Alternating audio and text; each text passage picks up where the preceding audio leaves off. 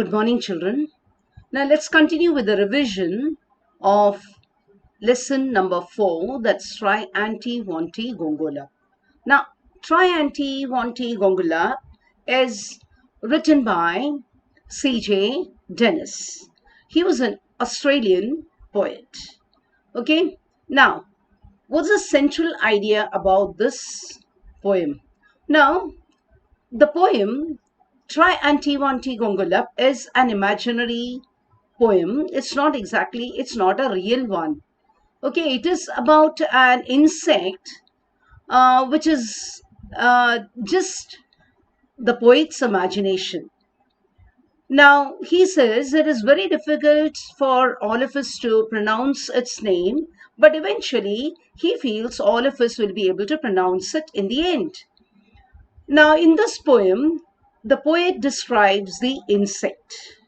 Okay, but towards the end, he himself confesses that he hasn't seen the insect.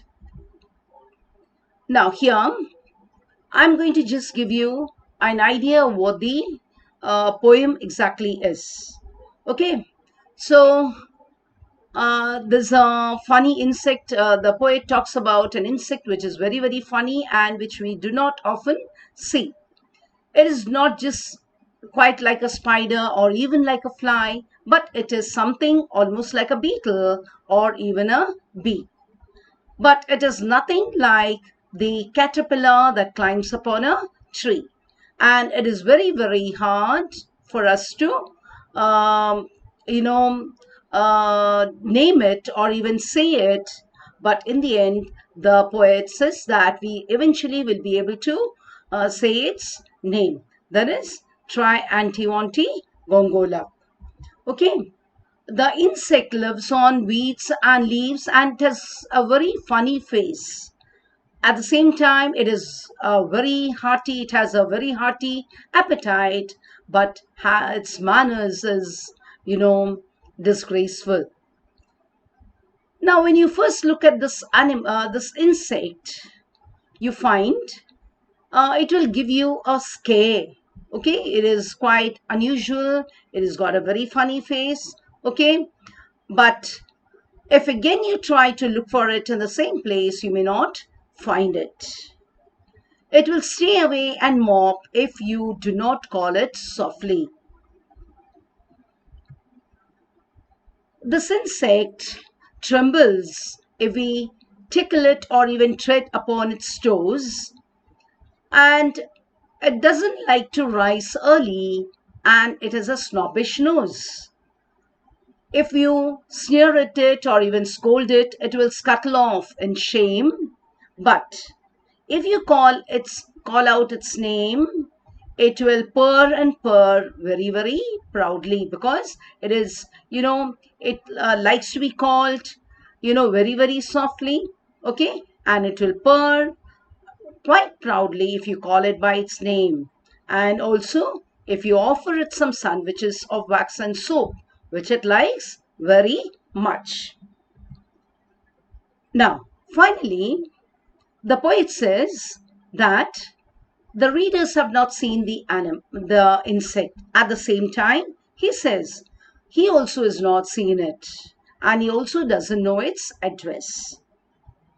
Okay, but he says, if the trees and the grass were purple, of course you can't expect the trees and the grass to be purple, or if the sky was bottle green, we might really be able to see such an insect. But of course, he confesses that it was all an imagination of his, it was all a joke of his, and he expects the readers to forgive him. Now, in all these stanzas, you find the rhyming scheme is the same, that is AA, BB, CC. And the poet has used various figures of speech. Okay, now you can see here it is something like a beetle and a little like a bee.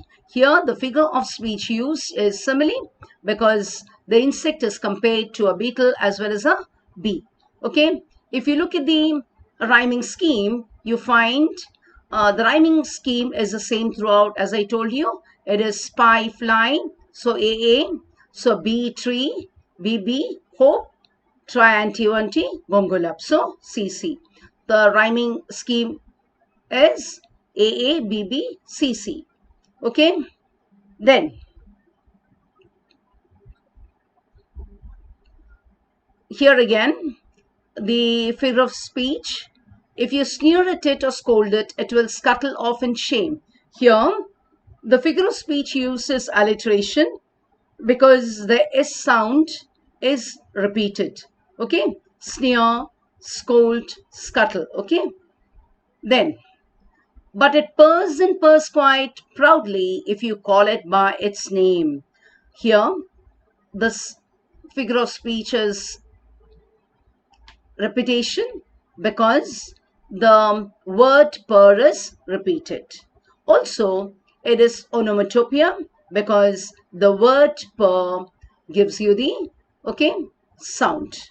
Okay, so this is all about the poem. Now I've taken an extract from here, okay, and we'll work out this, and it's the same that you can expect in your exam. Okay, it lives on weeds to try anti-wanti gongolap.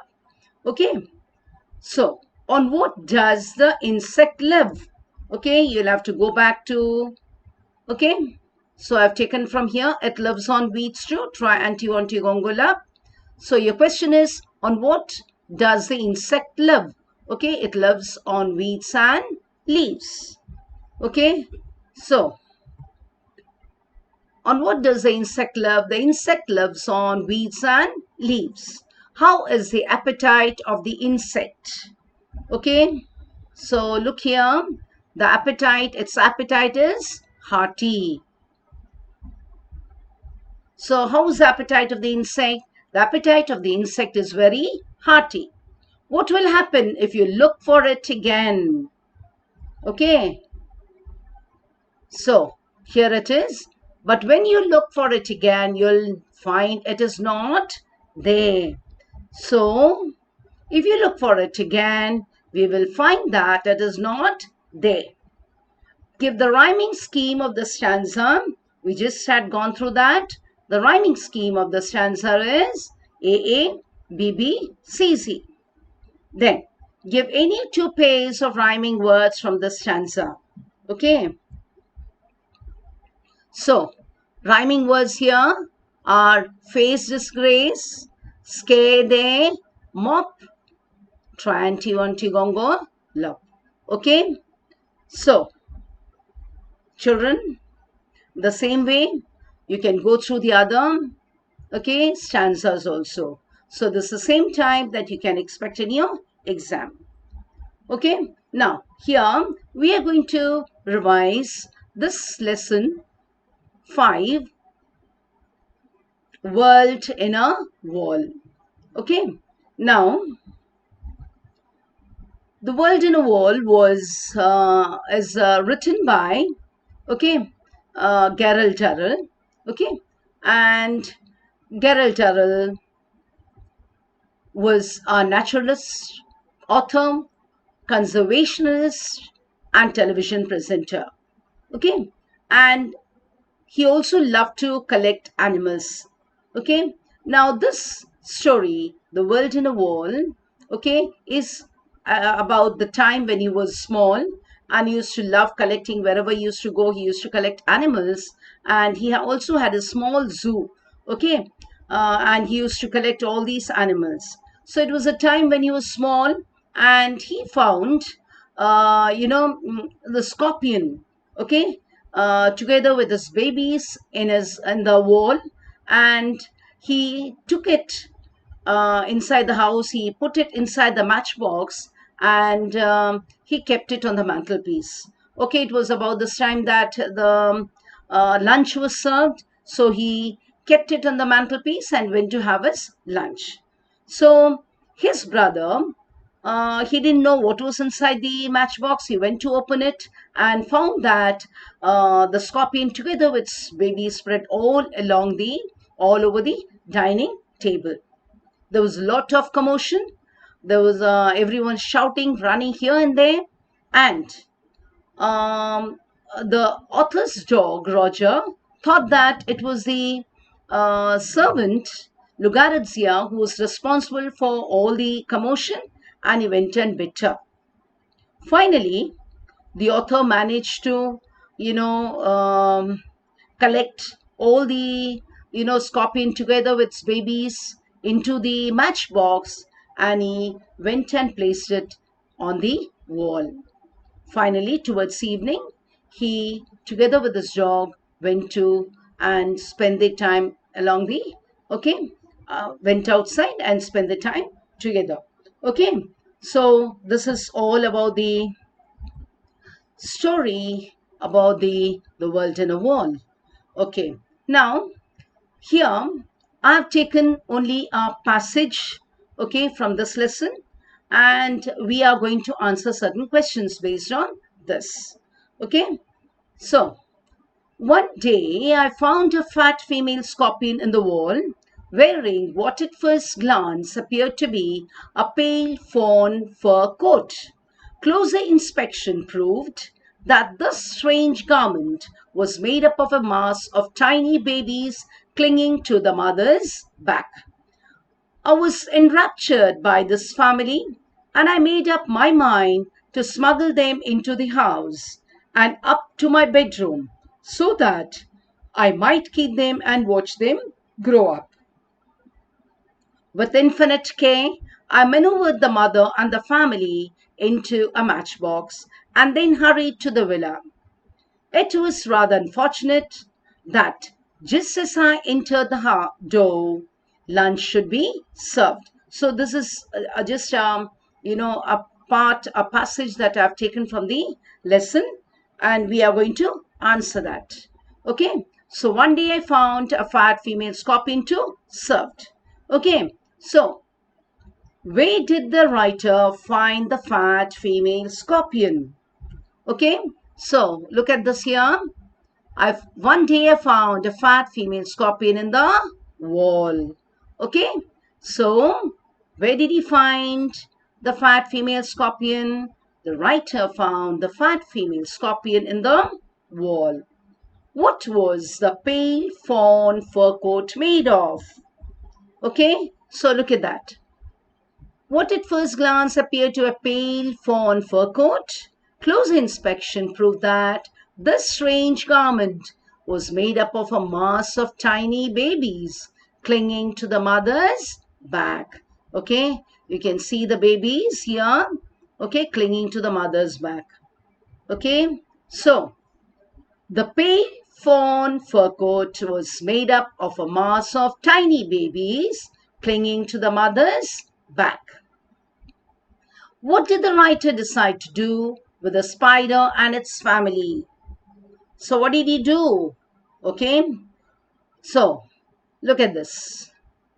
I was enraptured by this family, and I made up my mind to smuggle them into the house and up to my bedroom. Okay, so what did he do? So the writer decided to smuggle the spider and its family into the house and up to his bedroom. Okay, then fourth one, write the part of speech of the underlined word. Okay, I was enraptured by the family. So what part of speech is that? Enraptured. That is the verb. Okay, the verb that is in the past tense. Okay, enraptured, the verb, the root verb enrapture. Okay, and enrapture is the past tense of the verb enrapture. One day I found a fat female scorpion in the wall. So fat, the underlined word here is fat. So what is the part of speech of fat? Here fat is describing the scorpion. Is it not? So what part of speech is that? What's the describing word? Okay, that is the adjective. So fat is adjective. Okay. So children, I suppose you have understood the lesson. Okay, we have already done that. This is a revision part. Okay, so we'll continue with revision in the next session.